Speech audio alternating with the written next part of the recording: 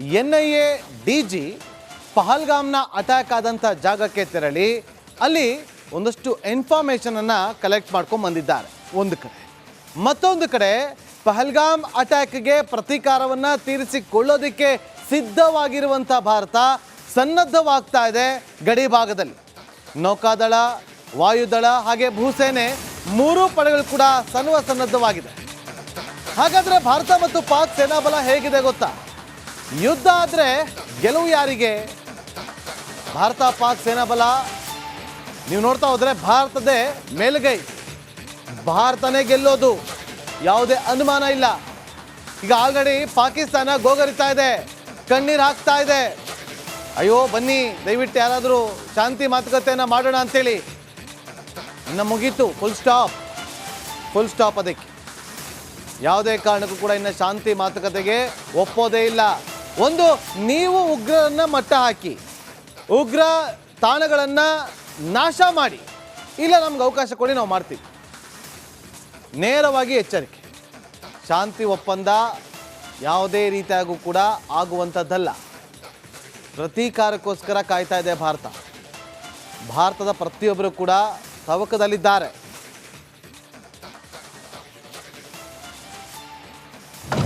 ಜಮ್ಮು ಕಾಶ್ಮೀರದ ಪಹಲ್ಗಾಮ್ನಲ್ಲಿ ನರಮೇಧ. ಪಾಕಿಸ್ತಾನದ ವಿರುದ್ಧ ಭಾರತ ಪ್ರತೀಕಾರವನ್ನ ತೆಗೆದುಕೊಳ್ಳಲು ಕಾಯ್ತಾ ಇದೆ. ಒಂದು ವೇಳೆ ಭಾರತ ಮತ್ತು ಪಾಕಿಸ್ತಾನದ ನಡುವೆ ಯುದ್ಧ ಆದ್ರೆ ಯಾರ್ಯಾರ ಸಾಮರ್ಥ್ಯ ಎಷ್ಟೆಷ್ಟಿದೆ ಬನ್ನಿ ನೋಡ್ತಾ ಹೋಗೋಣ. ಭಾರತ ಮತ್ತೆ ಪಾಕಿಸ್ತಾನ ಇದರ ರ್ಯಾಂಕ್ ನೋಡೋದಾದ್ರೆ ಭಾರತ 4ನೇ ರ್ಯಾಂಕ್ನಲ್ಲಿದೆ, ಪಾಕಿಸ್ತಾನ 7ನೇ ರ್ಯಾಂಕ್ನಲ್ಲಿದೆ. ಅಂದ್ರೆ ನಾವು 4ರ ರ್ಯಾಂಕ್ನಲ್ಲಿದ್ದೀವಿ, ನಾವೇ ಬಲಶಾಲಿ. ಇನ್ನು ಅಣ್ವಸ್ತ್ರ ಸಿಡಿತಲೆ ಅಂತಂದ್ರೆ ಈ ಯುದ್ಧ ವಿಮಾನಗಳ ಮುಂದೆ ಚೂಪಾಗಿ ಬರ್ತಾವಲ್ಲ ಸಿಡಿತಲೆಗಳು, ಅದರಲ್ಲಿ ಪಾಕಿಸ್ತಾನ ನಮಗಿಂತ 10 ಜಾಸ್ತಿ ಇದೆ, ಅಂದ್ರೆ 150, ಭಾರತ 140. ಇನ್ನು ಸಕ್ರಿಯ ಯೋಧರು ಭಾರತದಲ್ಲಿ 21 ಲಕ್ಷ ಜನ ಇದ್ದಾರೆ, ಪಾಕಿಸ್ತಾನದಲ್ಲಿ ಕೇವಲ 6.5 ಲಕ್ಷ. ಯುದ್ಧ ಆದರೆ ಏನು ವರ್ಕೌಟ್ ಆಗಲ್ಲ. ಮೀಸಲು ಪಡೆ, ನಮ್ಮ ಮೀಸಲು ಪಡೆ ಭಾರತದ್ದು 11.5 ಲಕ್ಷ, 11.5 ಲಕ್ಷ. ಪಾಕಿಸ್ತಾನದು ಬರೀ 5 ಲಕ್ಷ. ಇಷ್ಟೇ, ಗೆಲ್ಲೋದು ನಾವೇ. ಇನ್ನು ಟ್ಯಾಂಕರ್ಗಳನ್ನ ನೋಡ್ತಾ ಹೋದ್ರೆ ಭಾರತದಲ್ಲಿ 4426 ಟ್ಯಾಂಕರ್ಗಳು, ಆದರೆ ಪಾಕಿಸ್ತಾನದಲ್ಲಿ ಕೇವಲ 2355 ಟ್ಯಾಂಕರ್ಗಳು. ಎಲ್ಲಿಂದ ಎತ್ತಣದಿಂದ ವ್ಯತ್ಯಾಸ? 2000 ಡಿಫರೆನ್ಸ್. ಇನ್ನು ಶಸ್ತ್ರಸಜ್ಜಿತ ವಾಹನ, ಶಸ್ತ್ರಾಸ್ತ್ರಗಳನ್ನು ತುಂಬಿಕೊಂಡಿರುವಂಥ ವಾಹನ ಭಾರತದಲ್ಲಿ 5681 ವಾಹನಗಳಿವೆ, ಪಾಕಿಸ್ತಾನದಲ್ಲಿ 3066, ಸುಮಾರು 2000 ಡಿಫರೆನ್ಸ್. ಗೆಲುವು ನಮ್ಮದೇ.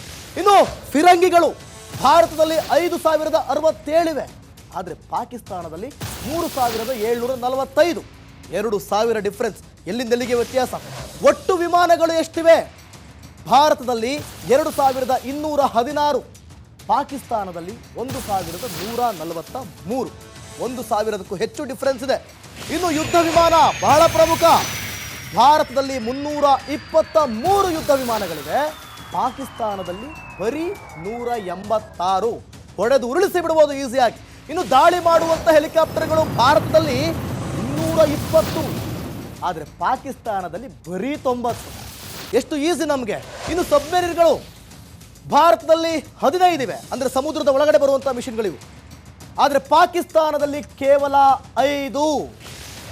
ಅಂದರೆ ಭಾರತ ಮತ್ತು ಪಾಕಿಸ್ತಾನದ ನಡುವೆ ಯುದ್ಧ ಆದರೆ ಇಡೀ ಪ್ರಪಂಚದ ಭೂಪಟದಲ್ಲಿ NIA DG ಪಹಲ್ಗಾಮ್ನ ಅಟ್ಯಾಕ್ ಆದಂಥ ಜಾಗಕ್ಕೆ ತೆರಳಿ ಅಲ್ಲಿ ಒಂದಷ್ಟು ಇನ್ಫಾರ್ಮೇಷನನ್ನು ಕಲೆಕ್ಟ್ ಮಾಡ್ಕೊಂಡು ಬಂದಿದ್ದಾರೆ ಒಂದು ಕಡೆ. ಮತ್ತೊಂದು ಕಡೆ ಪಹಲ್ಗಾಮ್ ಅಟ್ಯಾಕ್ಗೆ ಪ್ರತೀಕಾರವನ್ನು ತೀರಿಸಿಕೊಳ್ಳೋದಕ್ಕೆ ಸಿದ್ಧವಾಗಿರುವಂಥ ಭಾರತ ಸನ್ನದ್ಧವಾಗ್ತಾ ಇದೆ ಗಡಿ ಭಾಗದಲ್ಲಿ. ನೌಕಾದಳ, ವಾಯುದಳ ಹಾಗೆ ಭೂಸೇನೆ ಮೂರೂ ಪಡೆಗಳು ಕೂಡ ಸನ್ನದ್ಧವಾಗಿದೆ.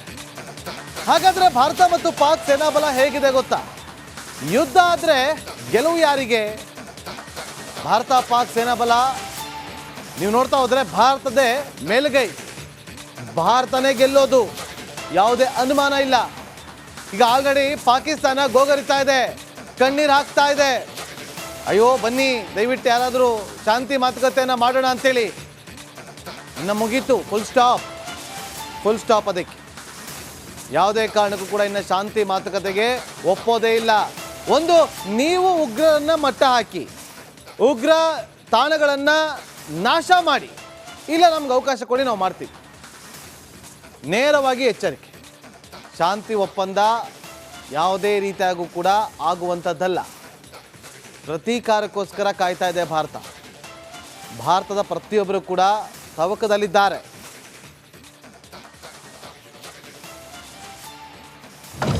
ಜಮ್ಮು ಕಾಶ್ಮೀರದ ಪಹಲ್ಗಾಮ್ನಲ್ಲಿ ನರಮೇಧ. ಪಾಕಿಸ್ತಾನದ ವಿರುದ್ಧ ಭಾರತ ಪ್ರತೀಕಾರವನ್ನ ತೆಗೆದುಕೊಳ್ಳಲು ಕಾಯ್ತಾ ಇದೆ. ಒಂದು ವೇಳೆ ಭಾರತ ಮತ್ತು ಪಾಕಿಸ್ತಾನದ ನಡುವೆ ಯುದ್ಧ ಆದ್ರೆ ಯಾರ್ಯಾರ ಸಾಮರ್ಥ್ಯ ಎಷ್ಟೆಷ್ಟಿದೆ ಬನ್ನಿ ನೋಡ್ತಾ ಹೋಗೋಣ. ಭಾರತ ಮತ್ತೆ ಪಾಕಿಸ್ತಾನ ಇದರ ರ್ಯಾಂಕ್ ನೋಡೋದಾದ್ರೆ ಭಾರತ 4ನೇ ರ್ಯಾಂಕ್ನಲ್ಲಿದೆ, ಪಾಕಿಸ್ತಾನ 7ನೇ ರ್ಯಾಂಕ್ನಲ್ಲಿದೆ. ಅಂದ್ರೆ ನಾವು 4ರ ರ್ಯಾಂಕ್ನಲ್ಲಿದ್ದೀವಿ, ನಾವೇ ಬಲಶಾಲಿ. ಇನ್ನು ಅಣ್ವಸ್ತ್ರ ಸಿಡಿತಲೆ ಅಂತಂದ್ರೆ ಈ ಯುದ್ಧ ವಿಮಾನಗಳ ಮುಂದೆ ಚೂಪಾಗಿ ಬರ್ತಾವಲ್ಲ ಸಿಡಿತಲೆಗಳು, ಅದರಲ್ಲಿ ಪಾಕಿಸ್ತಾನ ನಮಗಿಂತ 10 ಜಾಸ್ತಿ ಇದೆ, ಅಂದ್ರೆ 150, ಭಾರತ 140. ಇನ್ನು ಸಕ್ರಿಯ ಯೋಧರು ಭಾರತದಲ್ಲಿ 21 ಲಕ್ಷ ಜನ ಇದ್ದಾರೆ, ಪಾಕಿಸ್ತಾನದಲ್ಲಿ ಕೇವಲ 6.5 ಲಕ್ಷ. ಯುದ್ಧ ಆದರೆ ಏನು ವರ್ಕೌಟ್ ಆಗಲ್ಲ. ಮೀಸಲು ಪಡೆ, ನಮ್ಮ ಮೀಸಲು ಪಡೆ ಭಾರತದ್ದು 11.5 ಲಕ್ಷ, 11.5 ಲಕ್ಷ. ಪಾಕಿಸ್ತಾನದು ಬರೀ 5 ಲಕ್ಷ. ಇಷ್ಟೇ, ಗೆಲ್ಲೋದು ನಾವೇ. ಇನ್ನು ಟ್ಯಾಂಕರ್ಗಳನ್ನ ನೋಡ್ತಾ ಹೋದ್ರೆ ಭಾರತದಲ್ಲಿ 4426 ಟ್ಯಾಂಕರ್ಗಳು, ಆದರೆ ಪಾಕಿಸ್ತಾನದಲ್ಲಿ ಕೇವಲ 2355 ಟ್ಯಾಂಕರ್ಗಳು. ಎಲ್ಲಿಂದ ಎತ್ತಣದಿಂದ ವ್ಯತ್ಯಾಸ, 2000 ಡಿಫರೆನ್ಸ್. ಇನ್ನು ಶಸ್ತ್ರಸಜ್ಜಿತ ವಾಹನ, ಶಸ್ತ್ರಾಸ್ತ್ರಗಳನ್ನು ತುಂಬಿಕೊಂಡಿರುವಂಥ ವಾಹನ ಭಾರತದಲ್ಲಿ 5681 ವಾಹನಗಳಿವೆ, ಪಾಕಿಸ್ತಾನದಲ್ಲಿ 3066, ಸುಮಾರು 2000 ಡಿಫರೆನ್ಸ್. ಗೆಲುವು ನಮ್ಮದೇ. ಇನ್ನು ಫಿರಂಗಿಗಳು ಭಾರತದಲ್ಲಿ 5067 ಇವೆ, ಆದರೆ ಪಾಕಿಸ್ತಾನದಲ್ಲಿ 3745, 2000 ಡಿಫರೆನ್ಸ್. ಎಲ್ಲಿಂದ ಎಲ್ಲಿಗೆ ವ್ಯತ್ಯಾಸ. ಒಟ್ಟು ವಿಮಾನಗಳು ಎಷ್ಟಿವೆ? ಭಾರತದಲ್ಲಿ 2216, ಪಾಕಿಸ್ತಾನದಲ್ಲಿ 1143, 1000ಕ್ಕೂ ಹೆಚ್ಚು ಡಿಫರೆನ್ಸ್ ಇದೆ. ಇನ್ನು ಯುದ್ಧ ವಿಮಾನ ಬಹಳ ಪ್ರಮುಖ. ಭಾರತದಲ್ಲಿ 323 ಯುದ್ಧ ವಿಮಾನಗಳಿವೆ, ಪಾಕಿಸ್ತಾನದಲ್ಲಿ ಬರೀ 186. ಹೊಡೆದು ಉರುಳಿಸಿ ಬಿಡಬಹುದು ಈಸಿಯಾಗಿ. ಇನ್ನು ದಾಳಿ ಮಾಡುವಂಥ ಹೆಲಿಕಾಪ್ಟರ್ಗಳು ಭಾರತದಲ್ಲಿ 220, ಆದರೆ ಪಾಕಿಸ್ತಾನದಲ್ಲಿ ಬರೀ 90. ಎಷ್ಟು ಈಸಿ ನಮಗೆ. ಇನ್ನು ಸಬ್ಮೆರಿನ್ಗಳು ಭಾರತದಲ್ಲಿ 15 ಇವೆ, ಅಂದರೆ ಸಮುದ್ರದ ಒಳಗಡೆ ಬರುವಂಥ ಮಿಷನ್ಗಳಿವು, ಆದರೆ ಪಾಕಿಸ್ತಾನದಲ್ಲಿ ಕೇವಲ 5. ಸೊ ಅಂದರೆ ಭಾರತ ಮತ್ತು ಪಾಕಿಸ್ತಾನದ ನಡುವೆ ಯುದ್ಧ ಆದರೆ